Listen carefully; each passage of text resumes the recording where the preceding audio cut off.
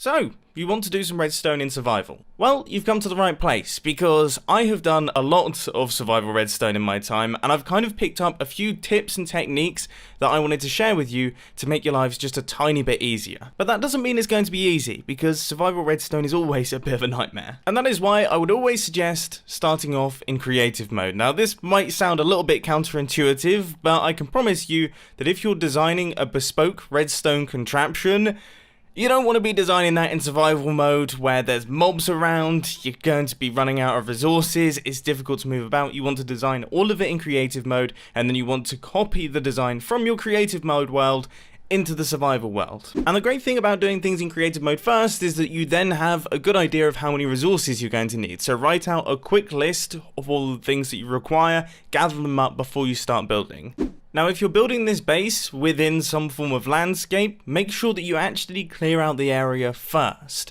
That way you will run into any hazards, such as water or lava, that could potentially destroy your redstone contraption, but more importantly, it's just really frustrating having to clear out blocks while you're trying to focus on actually building something quite complicated. And of course, the last thing that you want in your redstone contraption is a creeper, so light it up. Okay, I know that I'm a culprit for not doing this, and I mean, no matter how many years I spend playing Minecraft, I still don't seem to light up my areas, but do as I say and not as I do.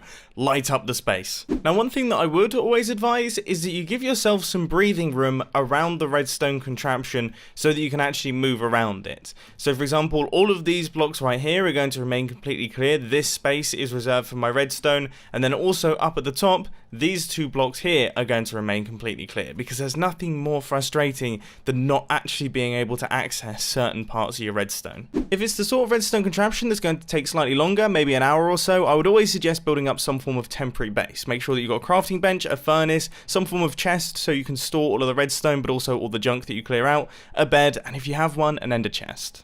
And of course, if you have access to shulker boxes, then make use of them. Fill one up with redstone resources, chuck it down, grab some, pick it back up. Whenever you need more, just chuck it down again, pick up some more, take it away. I mean, it's just going to make your building process so much more efficient. So, I think that's everything in terms of preparation. Now it's time to move on to the building side of things. Now, what I would always suggest when it comes to building redstone contraptions in survival mode is that you build up from the bottom. So instead of starting somewhere random and just starting on a circuit up there, I would suggest starting from the bottom and kind of working upwards in layers to the best of your ability. But with that being said, I would always suggest building in circuits instead of building block by block. Now, this might not make much sense, but what I mean is, instead of thinking, right, I've got to place a redstone torch here, and I've got to place some redstone dust there, and a lever, and then a dropper with a hopper running down into it, what you think is, okay, I'm making a falling edge monostable circuit here, so I'm going to need that redstone torch, that redstone in there, and this is going to create a falling edge monostable circuit, and then I'm going to take a comparator output from the falling edge monostable circuit and run it into the redstone contraption. Instead of thinking in terms of redstone components, try and think of how the actual system is working. When you start thinking like this, you make far fewer mistakes because you recognize them almost straight away. I would always suggest that you avoid placing redstone components on top of naturally generating blocks, things like stone, dirt, andesite and all that, simply because you'll probably forget that you've done it. You'll come to the area at a later date, maybe you're doing some mining underneath, you decide to punch upwards, and then your redstone line breaks and your redstone contraption stops working.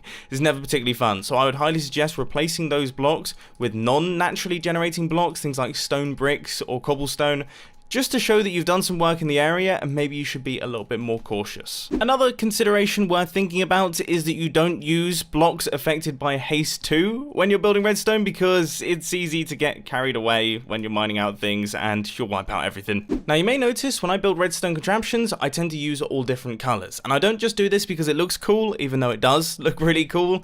I do it because it allows me to separate out what circuits do what.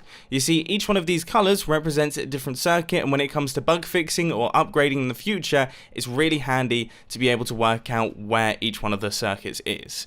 Now, in survival mode, I probably wouldn't suggest using wool because it's quite expensive, but try using different blocks. For example, stone bricks for your input circuits, cobblestone for your AND gates, and a little bit of polished andesite for all of your RS NOR latches. If you're running really low on redstone resources, I'd suggest looking into some cheap alternatives to common redstone circuits. For example, this is one that I see all of the time.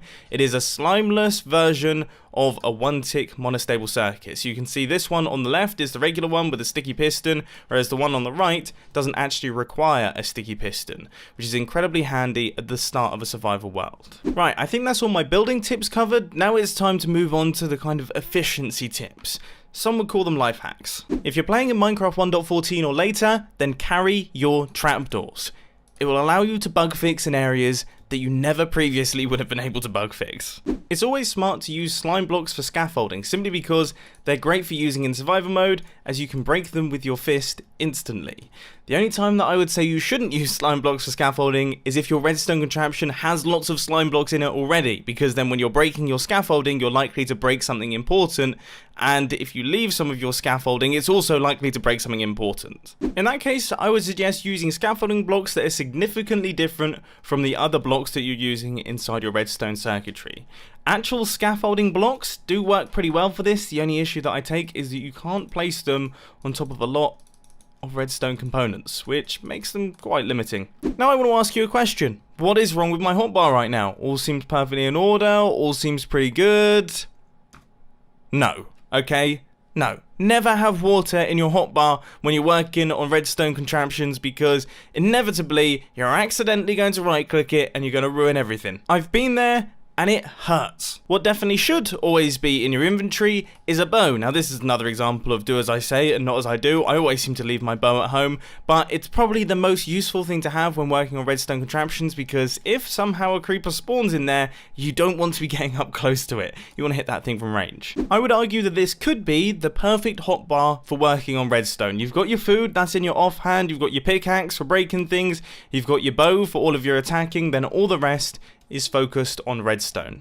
Now this may seem like an obvious one, but make sure that you utilize those angles when you're trying to place in directional redstone components. For example, I want to place a sticky piston facing across on this block. If I do it here, then it's going upwards.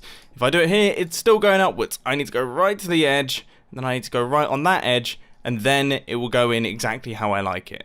Ender pearls are always useful things to have when working on redstone contraptions, just to get you out of some of those sticky situations, and if you get yourself really stuck, I mean truly stuck, then chorus fruit is also always a good option, because, well, you never know where you're going to end up. I would also always suggest having these things in your inventory: a crafting bench and then all of the raw materials, things like stone, wood, cobblestone, iron, and redstone blocks that you can then convert into redstone dust, and if you're really going for it, have some spare quartz in there too. If you're ever working on a redstone contraption that involves TNT or crammed minecarts, then leave those until the end. Do everything and then install those things, because otherwise your TNT is going to go off by accident and your minecarts are...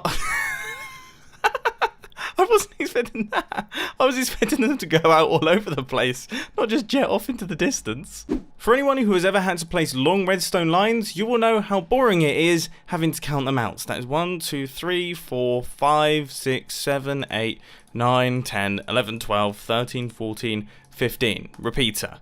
You get the drill. Not particularly exciting. Imagine that many times over. What I would always suggest doing is placing a power source at the end, and then all you have to do is place in the redstone until it stops being powered, and then you know, well, I need a repeater there, and then you just repeat that process. Anyway, time to move on to some slightly more technical life hacks. If you're working on a slightly temperamental or very complicated redstone system that fits within a 16 by 16 area, I would always suggest building it within one chunk. That way, when you unload the chunks, the entire redstone system will be unloaded all at once. Whereas if you build it on a chunk boundary, then that means that half of the redstone system is going to unload before the other half, which could potentially cause some problems. Oh, and the way that you get those chunk boundaries up is you just press F3 and G. Now, I'm about to say something very controversial here, so brace yourselves, but sometimes compactness isn't always best. Take this thing for example. It looks absolutely awesome. Seriously cool. Nice square edges, just redstone all over the place, everything super compact and all just knitting in together. I love the way that it looks, but would I want to build it in survival mode? No, I wouldn't. It would be a nightmare. It's just so difficult to get around and see what's going wrong. So if you have plenty of space, then go for a slightly less compact build. Give yourself plenty of breathing room to allow access to certain hard to reach areas. But with that being said, if you don't have much space, then compact away. Build ridiculous circuit boards like this one. Try and be at least a little bit wary of not creating tons of lag for yourself, or if you're playing on a server, for the other members of the server. Now by this, I don't mean limit your redstone contraptions, but just try and be smart. Don't create redstone clocks that run at all times.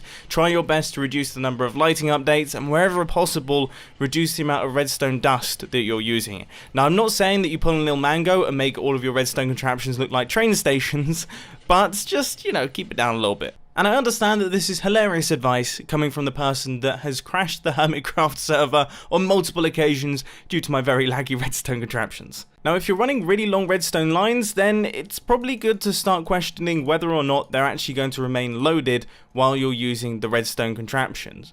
You see, there's a loaded area around the player, and if a redstone signal goes outside of the loaded area, it just stops. It doesn't continue into the unloaded area, it just gets cut off. It's a problem that we've hit on a number of occasions on some of the more ambitious projects on the Hermitcraft server. And the last piece of advice that I want to give for today's video is don't panic. I know it can be very daunting when you're trying to start up a new redstone project in survival. Even me, someone that's been building redstone projects for years, still gets a little bit scared when I take on a new challenge. But you just have to prepare for it. You have to make sure that you have everything in place to make your life as easy as possible. And then once you get going, you're fine. It's just, it's getting started that is the tricky part. So make sure that you follow the steps that I've mentioned in this video, and it will be all plain sailing. Anyway, I think that just about wraps things up for today's video. If you have any extra tips, then chuck them down in the comment section, but I hope that you enjoyed, and I'll catch you in the next one. See ya!